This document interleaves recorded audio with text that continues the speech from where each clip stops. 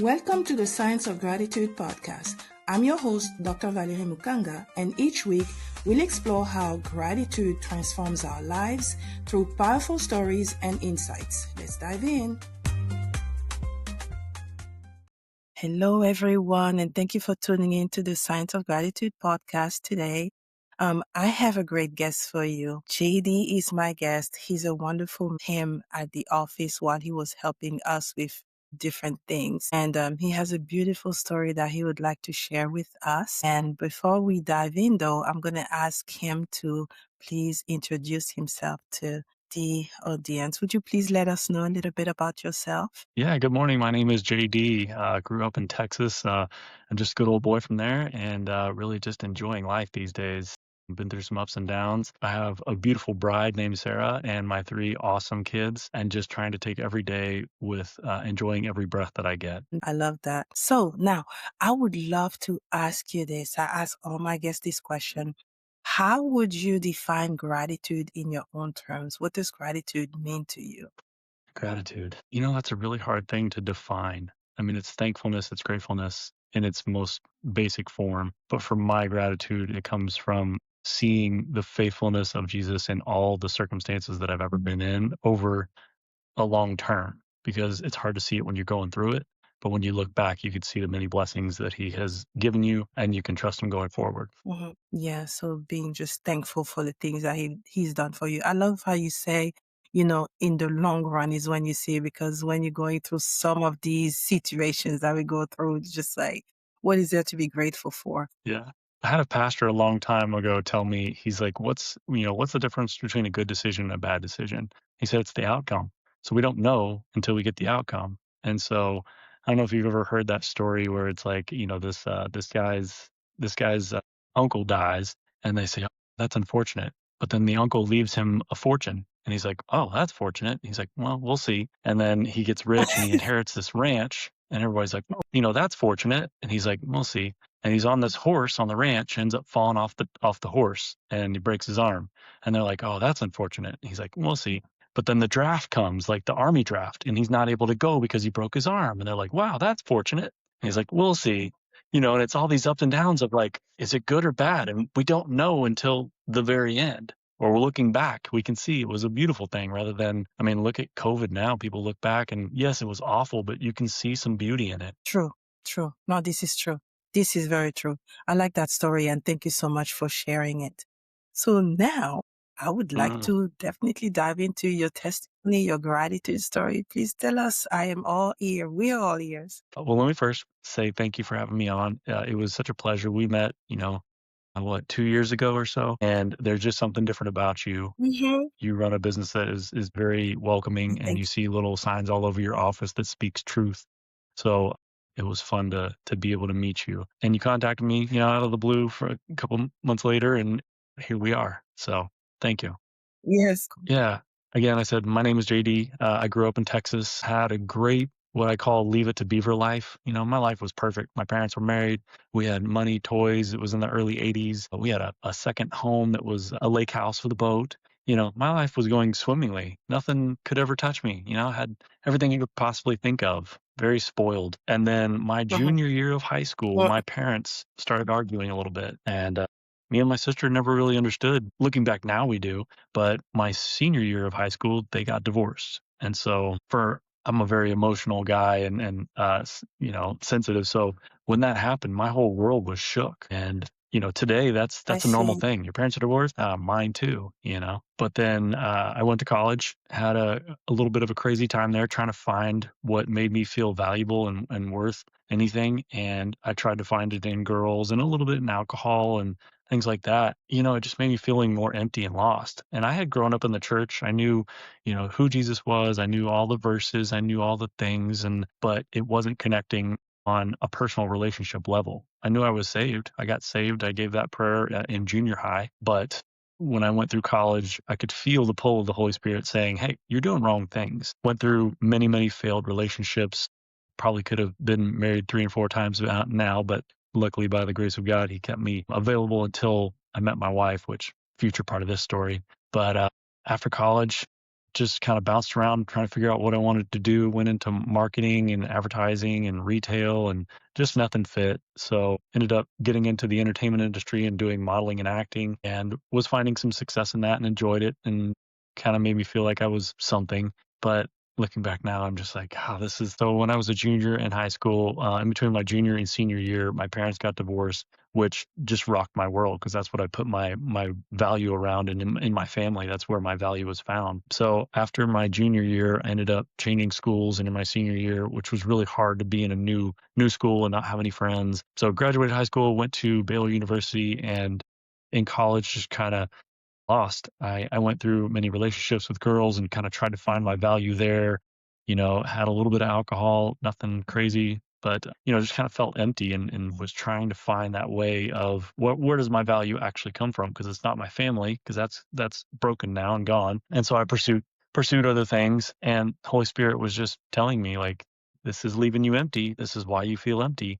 You're not pursuing me. And so after college, kind of try to find it in jobs and find out what I was talented at. And so I went into the marketing industry, did some advertising, did some retail stuff, and then found myself weirdly enough in the entertainment industry and was doing some modeling and acting out in California. Really enjoyed it and met a lot of great people. Hooked up with another company where I was doing national marketing, and we were going all over the place, meeting, going from coast to coast. So Wow. every weekend was an adventure and had a great time. But again, still feeling that emptiness. And then when I came back to Dallas, I met my wife, and this is a real quick synopsis of the last 45 years, but my wife was just an absolute godsend. I've been through many failed relationships, and oddly enough, the girl that I was dating before my wife was looked a lot like my wife, but she was pretty selfish. And so I asked God, I was like, I want somebody who looks like this girl, but is beautiful on the inside and outside. And sure enough, I mean, he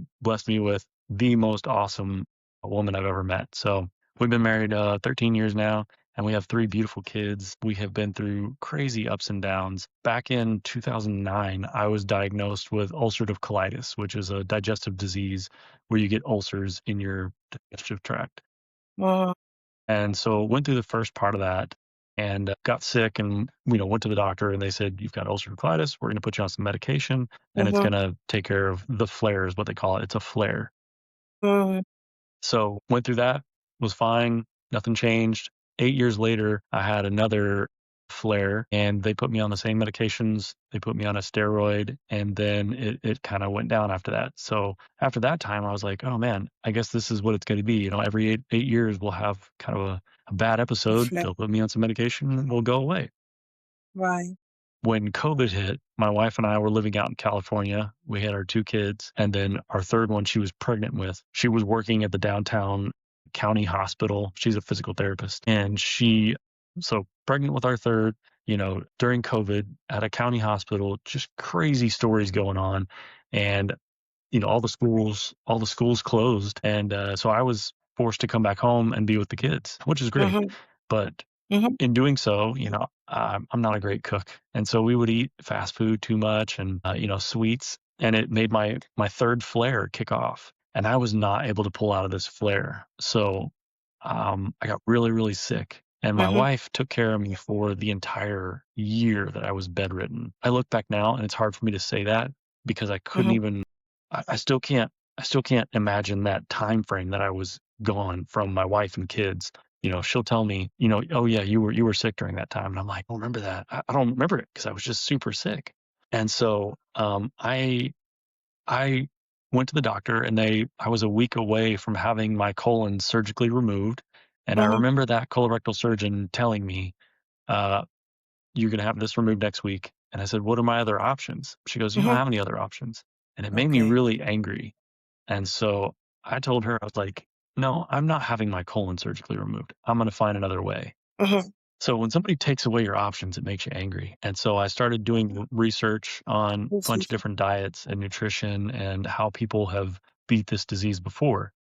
Mhm. And so I went through all these different doctors, all the different diets, and I took what everybody was saying, Mhm. overlapping, and I made that my own nutrition.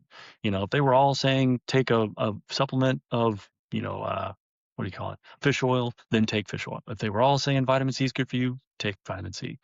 And I did that, and I developed my own program where I now have, over the course of 6 months, I started seeing really great progress. What they said would not heal, healed. Mhm. I didn't never had a surgery. I don't take any of the biologics that they were recommending me. And Mhm. so I've been on a road recovery and suppression ever since. Have had very mild symptoms ever since then. And when I realized like I'm cheating, I'm eating too much junk food, or I'm stressing out too much. What I've found is that there's three main components to it, and it's food, faith, and fitness. And so if I'm, keeping Faith, my faith. food clean, I'm eating God-made food, I am staying in my quiet times and dealing with my mind management and not stressing out, and I'm exercising my body and taking care of all the circumstantial things, then I stay in good health. So I developed a 21-day video guided program to do exactly what I did to help those that are maybe, 5 years behind where I was, and they just don't see it yet. Because I look back and I'm like, man, I was really doing stupid stuff, Mm, stressing out, not doing my quiet times in the morning, eating fast food. So now I have found what I call a protocol. I have protocols for everything. If you see a big old piece of cake over there for somebody's birthday, you stop, you take 3 breaths, you ask for God's help, and then you go and find an alternative, healthy, satisfying solution. So that's just one of the protocols I have. But as men, we have many, many addictions and many, many temptations. So I find that if I get those protocols and put them in place, it helps me to stay on the right path. I see. So while you're at it, like, what's your solution to the big piece of cake? What do you substitute it for that's satisfying for you? Y- Yeah, my sweet tooth is big, man. My favorite thing is cheesecake, and I do get a piece. I get a small sliver on my birthday. Uh-huh. But I found like an 85% cacao chocolate satisfies that temptation or that hunger, and I'll get a glass of Ripple pea milk. It's like a vegan milk, but that kind of chocolate and milk together takes care of that temptation for me. Well, Mhm. while you're talking about this story, I just wanted to thank God that you're still here, because maybe a couple months ago, this would not have meant as much as it means to me. But there's a very good friend of mine who lost her brother just recently because of the same disease. And Mm, he started had to have a blood in his stool, and he just thought it was just regular constipation. But I think it wasn't taken care of, as well as it could have. And unfortunately, he passed. So, you talking about this specific disease and even having gone through 3 flare-ups, especially the last one being major, I definitely thank God that you're still here. Like, I see the value now more than if I had interviewed you maybe like, sometime in the last year.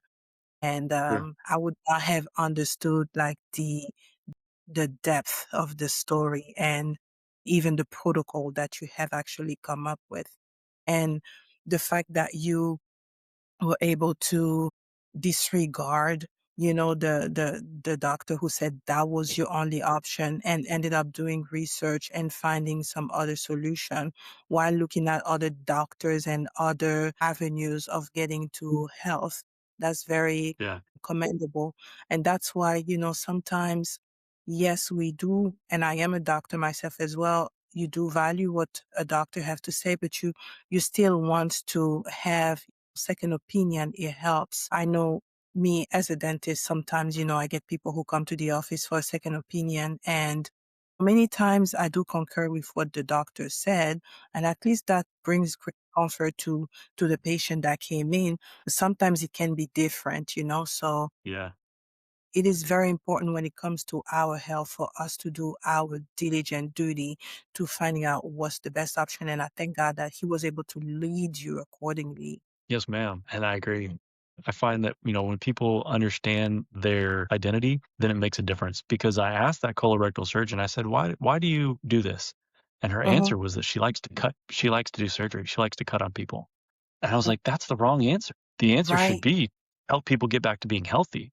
And so right. I actually thank, God for that situation, because that made me angry enough to say, okay, don't just roll over and take this, you know, do what feels right inside you. That's the Holy Spirit talking to you saying, this is not right. And so you can feel that, when somebody is in your dentist chair, they felt somebody else say something that they know this is not right. I got to go get this checked out again. Uh-huh. And if you either have a better solution or you confirm what that other doctor said, great, then we Right. can move forward. But God gives us that voice to listen to. He Yes. gave it to me many times dating the wrong woman. He gave it to me many times with my disease, but now he gives it to me during the day to just listen. So there's a verse that says like, whether you turn to the left or the right, ask me and I will say that this is the way, go in this way. And I'm like, oh, that's so good that I can literally say, hey, should I go this way today? And he'll answer. Like I've been starting to learn Bible verses more and more, and there's one that says, "Call to me, and I will answer. I Yes. will tell you great and incomprehensible things, things that you do not know." So it's just like asking your parents. They know more than us. They've been alive longer. They've been through things that we haven't been through, and so if you just ask them, they want to help you. I mean, good parents, obviously, but if you have that perfect heavenly Father, He'll tell you, "Hey, I want you to do this because I'm good. I'm good, and I'm for you." Mhm. That's where, I've been able to help people lately is by helping them find their identity and listen to what the Holy Spirit is saying. Because let's face it, we're all gonna die someday, right? I mean, mortality percent is 100%. So Right. what are we here for?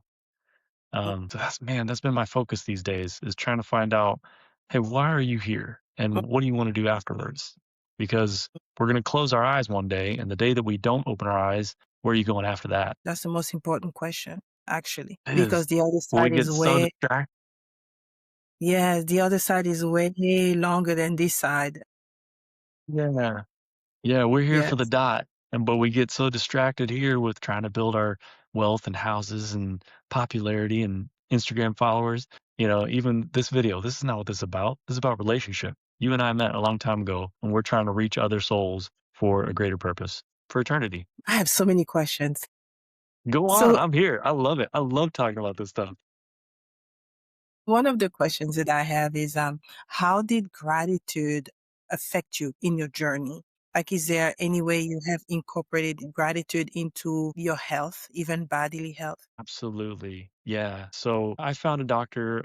Her name was Dr. Caroline Leaf, and she is a neuroscientist. And she has a program too. It's kind of what I built mine off of. But she gives you exercises of breathing exercises and just gratitude exercises. And I realized that all this stuff really works together because starting with food, because if your body doesn't have the right food, you don't have the energy to get up early and do your quiet time or exercise. So if you're not fueling, I mean, it's just like a car. If you put the wrong fuel in the car, it's not going to go. So I started with that. And when I found that my body was fueled right, my mind was working right. There's the gut brain connection, right? So when your gut is healthy, it puts better thoughts in your brain. So you can sit there and it's a really hard thing because I feel like it works in a circle of cycles because good thoughts help your gut helps your good thoughts, and so on. And so, some of the exercises she has you do is just sit there and think about things that go unforeseen in your day.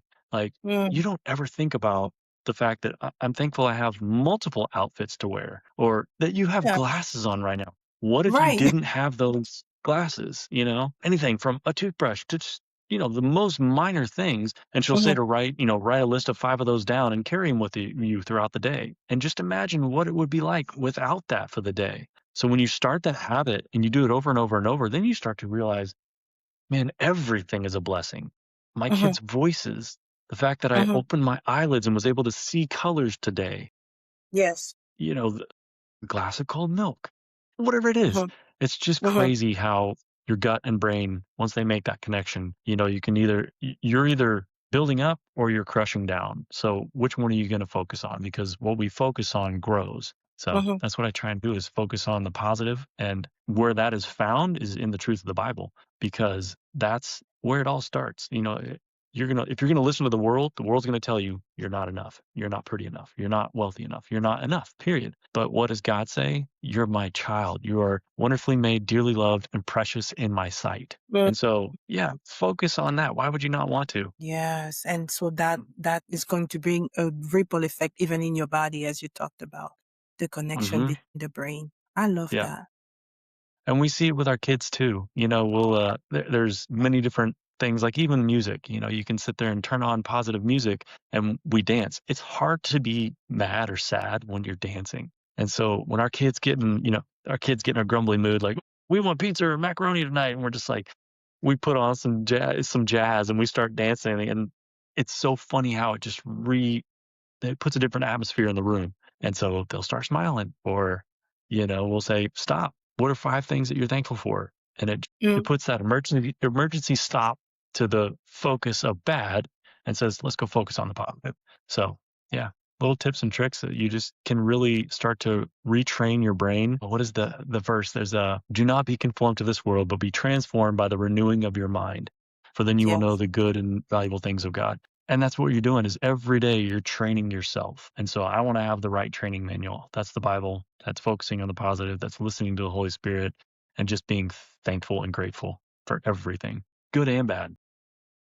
I love it. So yes, so now I found like a tip. If when something is going wrong, just pop up this happy music and put a break into the whatever mood or spiral you're trying to go on and just, just hit Absolutely. that We got again. a few key songs that we just put on. We're just like, yeah, this is it. And the second one is just start thinking about things that you're happy for, that you are grateful for. And that would Yeah. also like stop that spiral. I like those two tips. Thank you so much. Yeah, So now, keeping a journal is the third one I tell people to do. Is when you keep that journal, you can write down things that are hard that you're going through, and then when that thing finally goes away or is solved, you can look back and see the faithfulness of, oh man, 2 years ago I was dealing with this, now I don't have that, or I have something better. And so a lot of times we yeah. forget how we've been blessed.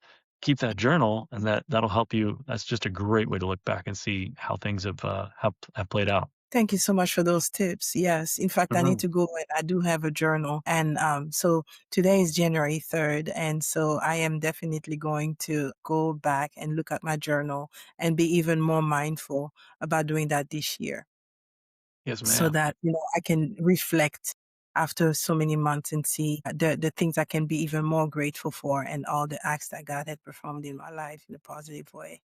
I've got a journal entry with you in it that says, randomly, one of the doctors that I used to work with called me today, and what a great day that is to look back and just see how, our lives have been formed. Wow. I didn't know I made it to your journal. Yes. Yeah, I love stuff like that. I've had dreams, I've had, thoughts of my mom. My mom passed away 2 years ago today, Oh, and I thought it was oh, coincidental wow. that we're on your podcast. Uh-huh. So I can be thankful for the love that she provided because she was my absolute best friend. Her Uh-huh. and my wife are the only 2 women in my life that have made me feel normal, Wow. and so today is a day to be celebrated because she is no longer sick. She is in heaven and is dealing with a perfect, perfect world. Yes. I'm sorry about your loss, but I'm just very grateful about how you twisted that. Again, you just practicing this even as we speak, focusing more on the positive than what could be negative. As the story that you told earlier, in the very beginning where you were like, okay, so the uncle died. Oh, that's unfortunate, but he left a fortune. Yeah, That's fortunate. So it's like mom yeah, went, that's unfortunate, but she left like a trail of love marks all over your life and that she's living her best life right now. That's fortunate for you and for her. yes, ma'am. Yeah. She left a trail of love. I want to honor her and Jesus in the same way to show love Oh, that was showed to me, and mhm. I get to do that now every day. That touches my heart. Mm. That touches my heart. So now, okay, the second question I have is you talked about the 3 F's in your protocol.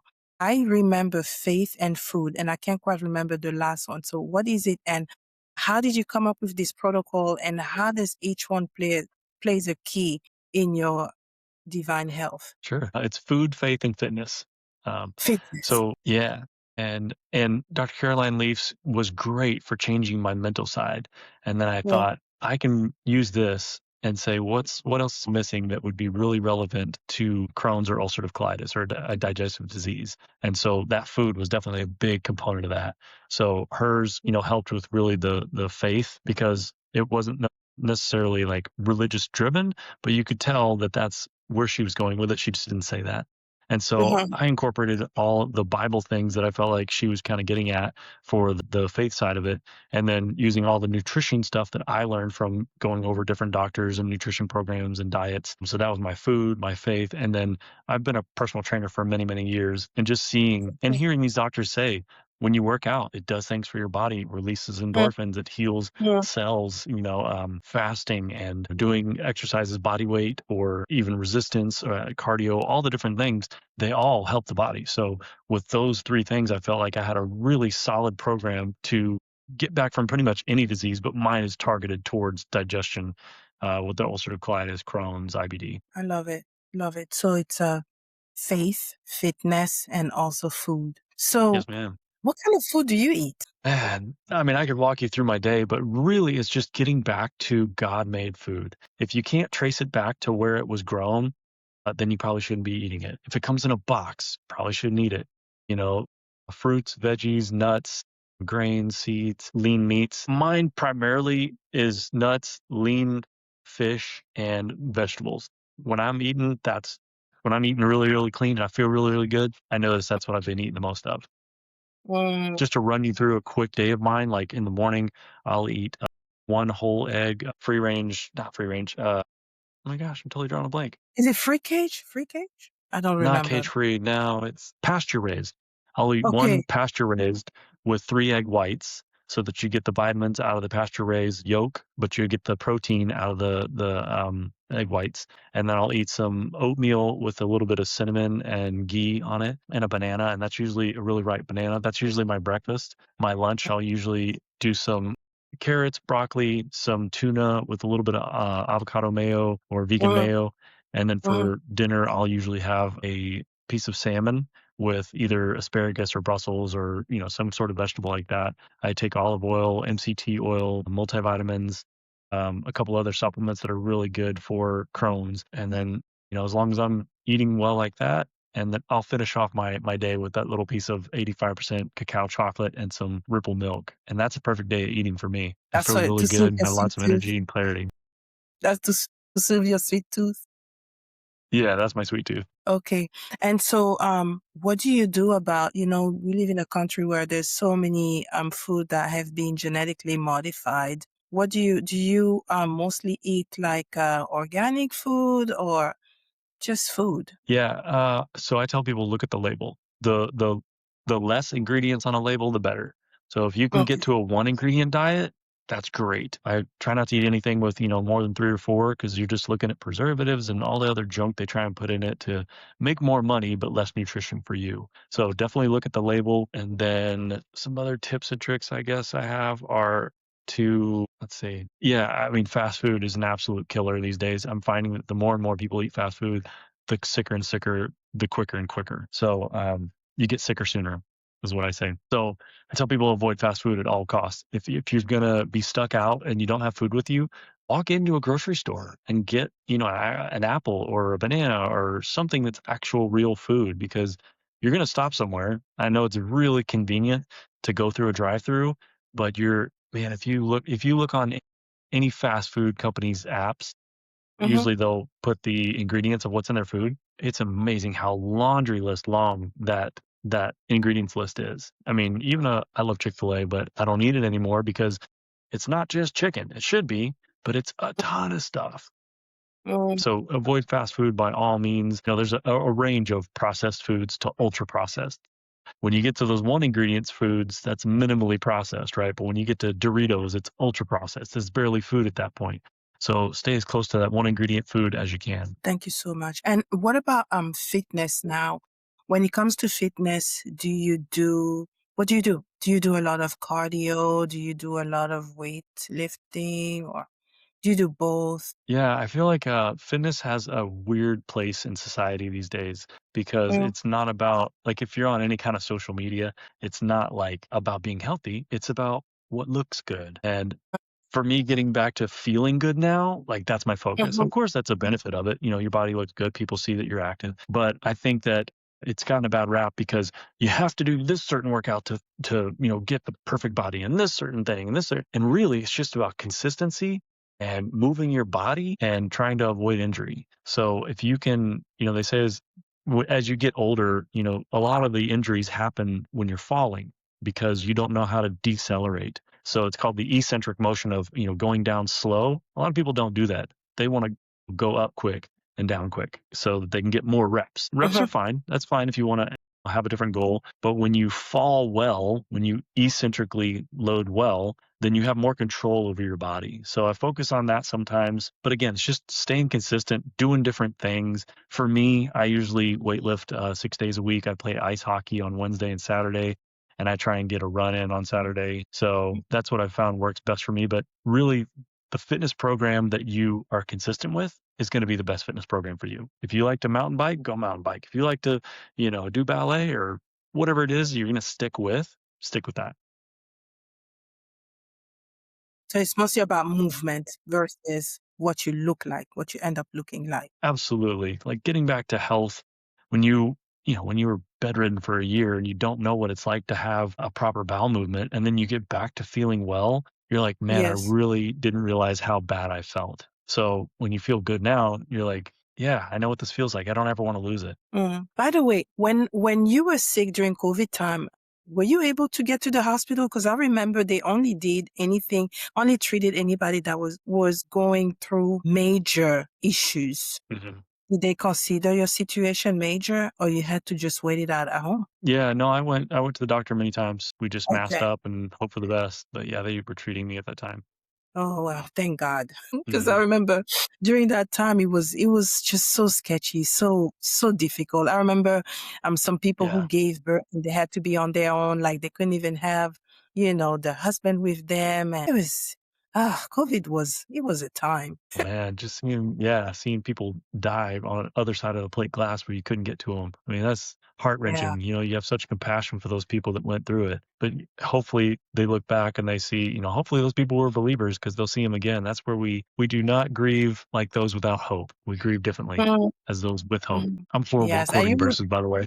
I get the gist of you it. know, right, right. So say if someone is going through that disease, either ulcerative colitis or Crohn's disease that you kind of like major on with your intervention, what would be a great advice to them? Like if they were feeling hopeless, what do you have to tell them? Yeah. It's a really isolating disease. I know that you don't want to share it because it's embarrassing. I had a laundry list of symptoms, and I think I would tell people to seek help and not just take the medications. That's the easy way out. If you want a long-term solution, I would look at changing your lifestyle because there's definitely something that's off. So I would talk with counselors, I would talk with nutritionists, I would look up stories like mine that people have beat this before and, go and have lunch with those people because I guarantee if they've No. if they've gotten out of it, they want to help people get out of it because they knew how bad it was. So I would say to seek help. I would say to pray because really the only Mhm. one who can do anything about your situation is Jesus. And feel free to reach out to me. I'll tell anybody that's dealing with this, please email me. My email is gotakebackthetable@gmail.com. I'd be happy to go to lunch with you, hop on a Zoom, or just talk to you about it. Yeah. Go ahead. Go ahead. Yeah, I was just gonna say I've got a 21-day video guided program. It's actually 70 days, but the first 21 days is where you rebuild those habits. And so it's a video guided program where you can just go one video a day and it helps you to build that habit of doing new things a new way, changing your nutrition, food, faith, and fitness. But you can find that at gotakebackthetable.com. So just www.gotakebackthetable.com. And I've got the program for sale there. And there's another thing that I would like for you to talk to us about is the podcast that you just started doing. Can you please let us know what made you decide to start that podcast and also what would be, how can people get access to your podcast? Yeah. So mine is just a video channel on YouTube. I don't really have a podcast. I'm not as tech Okay. savvy as you are. No, but it's just on YouTube at gotakebackthetable.com or just go take back the table. You can find it on there. It's got a bunch of tips and tricks about nutrition and habits and, starting your day off with gratitude. Those are all on there. So you can just watch those videos. But if you want the whole program put together where it's easy to follow, then you can purchase it at the website at gotakebackthetable.com. And as JD shared his program with you, if you know someone or if you are someone who is or has been affected by these diseases, please don't hesitate to reach out.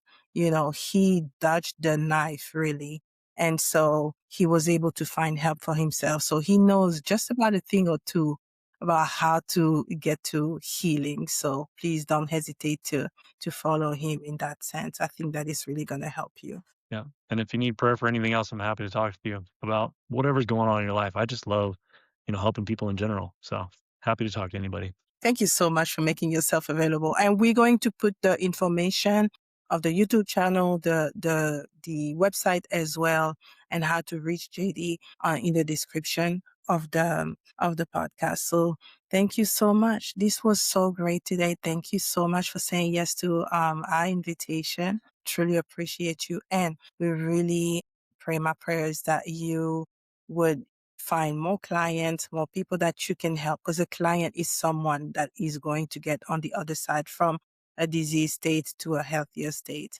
And so I really pray that they get to find you even more. And especially because of the type of heart that you have, you just really love people, and even your face radiates joy and love. So thank you so much for being you.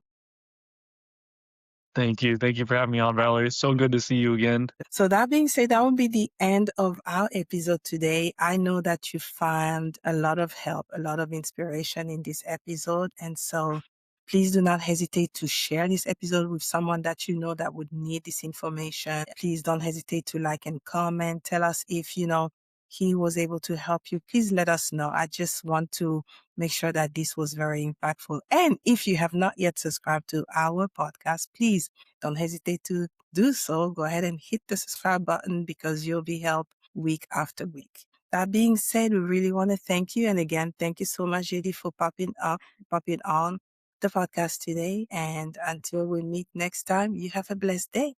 Bye. Thank you. You too. Happy New Year. See ya. Thank you. Thank you for listening to the Science of Gratitude podcast. If this episode resonated with you, please subscribe, share it, and leave us a review. Your support helps us keep spreading the power of gratitude. And until next time, stay grateful. God bless you.